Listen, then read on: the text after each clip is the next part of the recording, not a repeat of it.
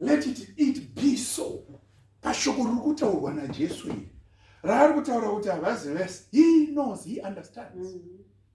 Do you know Judas panotaurwa kuna Matthew 10 kunzi Judas Jesu anotuma vairi vadzidzi kuti vafambe vaenda. Kana naJudaswo akanga aine patina yake yaakatoendawo nayo vakandonamatira mwechina ikabuda madhimoni akachema Judas ariko. Haleluya. Havazi vese vanoti ishe. Havazi vese kushandiswa namari munogona kushandiswa henyu mukatondopa CV yevamwe maiso kuti anyway, if it wasn't minding, if it wasn't babandingi zvingadai zvisinde zvakaenda nepamwe. Judas akatoendawo ari by 2 newakewo Judas. Nezita raJesu mweya yake ikabuda. Nezita raJesu pavakadzoka vanotonzi vakauya vachiparipoti zikati nguva yaJudas Iskarioti neshamwari yake kwamanga maita tiudze Judas akati takaona madhimoni achichema ukomana aende chi. Jesu ndobva ati akasikati ndakaona Satani achiwa semheni. Haleluya.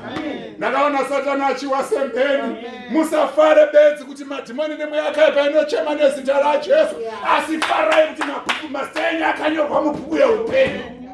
He understood the mindset ya Judas. Havazi vese vanoti ishe. Havazi vese vanoti ishe. Vachapinda mumambo hakuna. Havazi vese vanoti Lord, who shall see heaven. Hallelujah. Amen. Ndomba kwanzi kudini. Vachapinda muushe hwokudenga asi anoita kuda kwa Baba vangu vari kudenga. Kuita kuda kwa Baba chete. Yes. Vazhinji vachati kwandiri nezuva iroro, Yes. Ishe, hatina kuprofita muzita renyu here, nokudzidzisa, nokudzinga mweya yakaipa muzita renyu here, nokuita zvishamiso zvizhinji muzita renyu here. Zvino ini ndichava pachena, handina kukuzivai, ibvai kwandiri, imi vaiti vezvasakarurama. Amen. 24. Many times we've been disappointed by our friends when we get invited and we believe tistinei takagara pama-high tables. Asi tazosvika ipo paya paripo patakabva tichitaurirana kuti anga achiita seasingatizivi. Zvazvikungoita kana kutiona kana asingatombotizivi. Dei pasino vamwe mai vatozotinzwirawo tsitsi vakatoti dere tinhasi tangodzoka miromo yakatipapata. We have said that, we have expressed that. Now that was a rehearsal because there's one big one coming for you. Yes. Hallelujah. Amen. Yamucharamba pachena handitombo kuzivai vayo uyu yakambofamba akaona reaction yamakaona chete but mucharamba pachena kuti ndiwani Margaret mutambiro kuti handina kutombo kuziva get away next one ndiani ndinogogochibata handitombo kuziva imi mutaura kuti aiwa hata tiripo paya paperi pakaipa. Hallelujah. Amen. Muchiri mukiu munenge minazo ndere vari padhuze kuti papa hatazosvika kudenga shuwa hatazosvika vanzi vari kumberi ukotsa ukaenda kugehena kiu riri kufamba mufunga kuti haiwa kuna aniko ndiani kwari kunyanyomisa kudaro hayi zvino riri kufamba. It's you next to be told I did not know you. Amen. Handitombokuziva kana kuedza. Veduwe shandai zvinoita kuti muzikanwe naMwari. Amen. I know if we were to ask Manchester, they would tell me to Nozana Mai Kushashimira, they would tell me to Nozana Mai Makona Shimira, they would tell us Anama Shonga, they would tell us everything else. But beyond that, does God recognize what we do? Hallelujah. Amen. Hatidi kushanda sezvakaitwa naJudas, no? Zvakaitwa naJudas kwete. Now, pataurwa nyaya iri quite very central pakunamata kwedu kwemazuva ano. Pari kutaurwa nyaya yekuti taiprofita nekudzinga mweya yakaipa. Ndiani asingadi kuenda kuchechi yakadaro mazuva ano mukore uno? Hallelujah, hallelujah. Rikakwati chapwa nekusarorwa nekusema ndiri mumarriage. Ndotenda kuti pane mweya yatete, pane nyora dzakatema pandiri. Ndoita sei kuti ndisasema nababa vangu? Aiwa ndakanzwa kuti ariko anodzima nyora idzodzo anodzima. Jehovah tibatsire. ende kwakutoenda shuwa kwakudzondotodzimwa kutoona baba vachidzoka kutotanga kupiwa kadhi one pin number kunzi kana ndida kutora zvenyu mari pamunodira kundiwo Mwari vanorumbiswa. But dambudziko now nderekuti Jesus Christ warned us. Ndiverengere Matthew chapter 24 verse 24. Matthew 24 verse 24. Yes. Verse 24 musoro weshoko unoti Yes. Jesu anoprofita kuputswa kweJerusarema nokudzoka kwake. Yes. 24. Nokuti vachamuka muna Kristu venhema. Zokororai futi. Nokuti vachamuka vana Kristu wenhema. Nokuti vachamuka vana Kristu wenhema. Yes. Navaprofita venhema. Yes. Vacharatidza zviratidzo zvikuru zvinoshamisa. Ndi Jesu ari kutaura warning people. He is even warning today the church ndati nhasi kana maikoshesa nyaya yekuti beyond Jesus hakuna umwe akauya. It's serious business here yatinayo panapa. For false messiahs and false prophets will appear and perform great signs and wonders. For what purpose? To deceive. Kuti kana vachizvibvira vatsausena vakasunungurwawo. Zokororai futi. Kuti kana vachibvira vatsause navakasanangurirwawo. Right, ndichaverenga nechirungu. False messiahs and false prophets will appear and perform great signs and wonders to deceive, if possible, even the elect. See, I have told you ahead of time. Hallelujah. Amen. Even to deceive the elect. And vakasanangurwa havakava. Ndoda kuti muvazive kuti vakasanangurwa rini, experience yavainayo yekusanangurwa. Hallelujah. Amen. Ndoda kuti muzive so that you understand wamesha hapo yourself. Vakasanangurwa vari kunzi vave deceived neprophecy ichauya iyi. Vakasanangurwa rini iko? Ndoda kuti muende pana Ephesians chapter 1. Ephesians chapter 1 verse 4. Ephesians 1.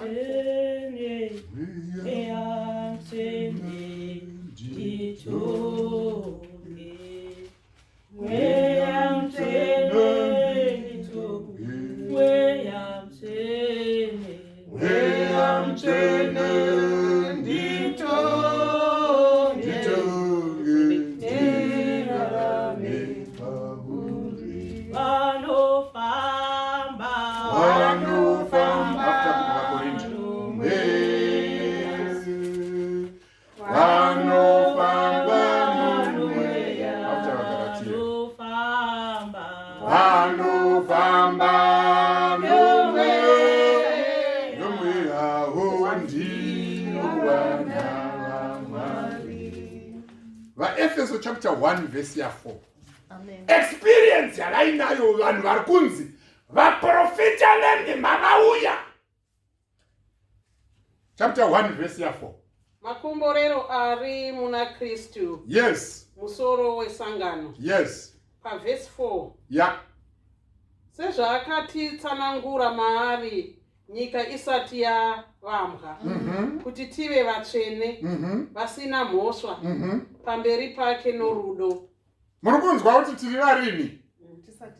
Nyika isati yavambwa. That's where ivava vacho vakasanangurwa nyika isati yavambwa ndo macustomers false prophecy anhasi, so that they are deceived and lose out. According as he hath chosen us in him before the foundation of the world, that we should be holy and without blame before him in love. We are only without blame until the day yatinonzi maigaraya nemuprofita wenhema. Hallelujah. Amen. We are without blame until muswati nonzi wemunonzi munoda kushandirwa. We are without blame until muswa munozoreswa mafuta ewai.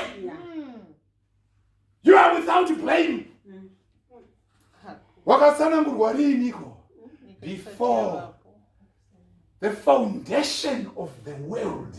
Aiwa muri vakare vanodiwa naMwari vari panapa. Muri vakare to be deceived out of your inheritance.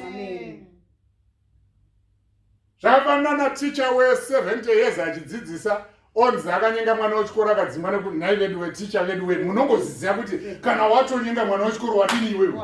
Wadziitwa kongo uchadarire. Zvakafanana nanesi anorova mupatient uchinazoziva kuti pini wake yakauya watambudzika.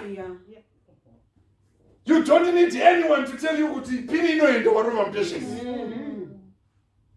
Definitely do we need somebody to tell us kuti tingori vatsvene until undasangana nababa vekushandira vaya. Until undasangana na sister vekushandira vaya. Hallelujah. Amen. To deceive the elect. Kwete vagara vari vekurasika aiwa. But iyo that special elect iyo. Ivava vacho vatinebvetaita mapartners in crime now. Ndo vakusvika pana Jesu zikanzi handikudini. Handikuzivei. Apa mwoyo wangu ibanga. Sa Friday takanzwa kuti mhanya gara muleni mako. Mwoyo wangu ibanga kuti nemhaka yei ndisingaprofiti maigusha wachingoprofita vega. Nemhaka yei. Nemhaka yei kwakusiya calling yangu manje. Kwakumhanya mune ye mumwe. Hatizi tese. Ngatideno nguva ino imwe yedu yaikwata kuti Mwari. Let me not be that one. Ari kuverengerwa papa vazhinji vari kungoti lolo vachiita noiza apa vachingoti lolo pasina kwavari kuenda. Ini ndakati as long as kuda kwangu maizendera kana kusingavatenderi kupinda mudenga kuda kwacho hakubatsiri. Ndichagara pasi nyange ukasunga vanhu 15 ndisati ndaparidzaka.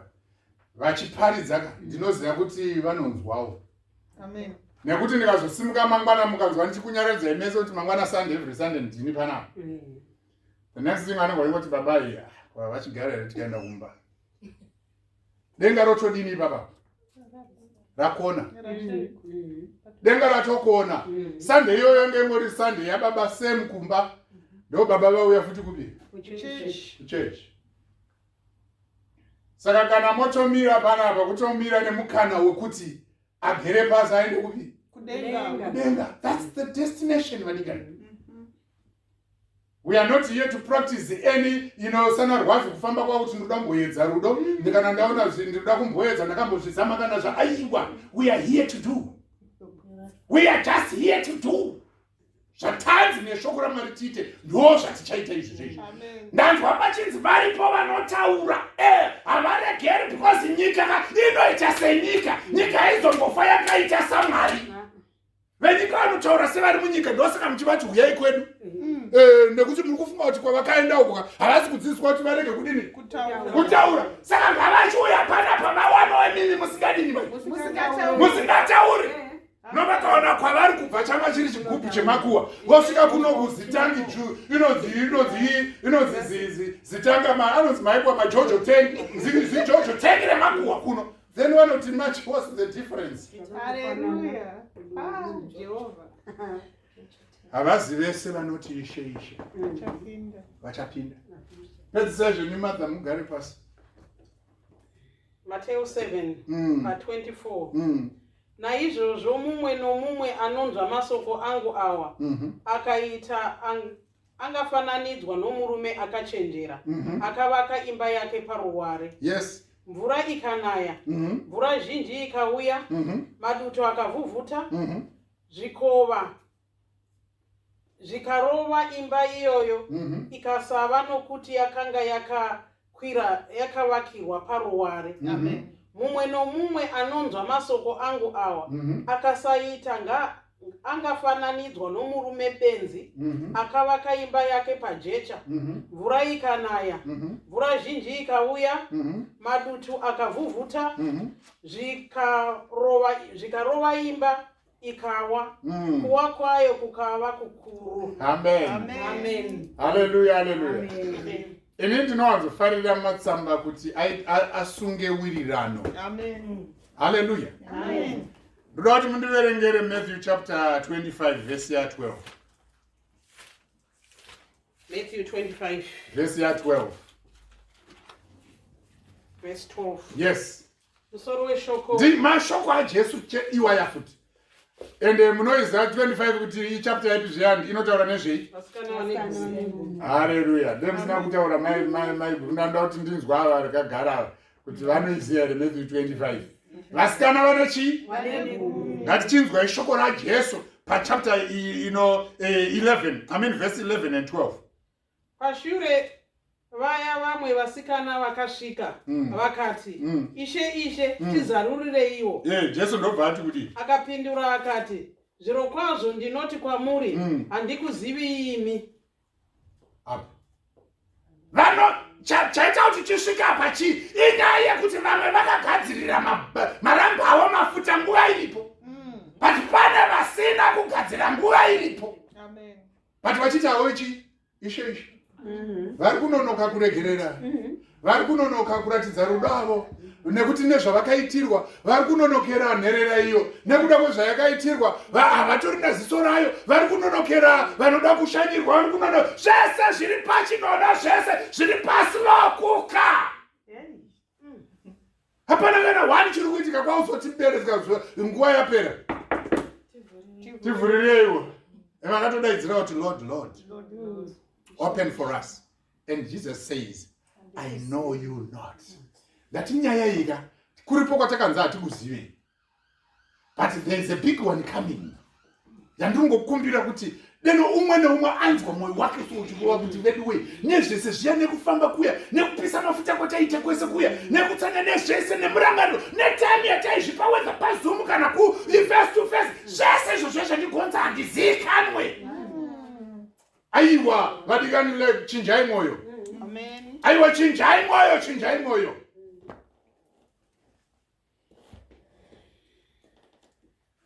Ndakanzwa Jesu achiti kana munhu achida kuuya shure kwangu ngaazvirambe asimudze muchinji kwake zuva rimwe nerimwe agonditevera. Ndikuvimba kuti ipapapo vazhinji vedu tiri kuramba chiti Lord, asi kuzviramba is still a mountain to climb. Kuzviramba, kuzviramba kuti kwenini who am I am going to do it. But what are we doing? Tiri kumezha vanhu so tikatarisa face. Kana munhu kana achitarisa kuti achitaura achinamata kuti mweya wakaipa nezita raJesu. Mweya wakaipa wacho face iri kuuya akatsunzunya soka. Ndazendera nemunhu ari kufamba ari kutooneka. Ndezitete riri papo riri kutotamburawo riri kutosharuka. No, kwari akatsunzunya so. Ndo face iri kuuya maari so.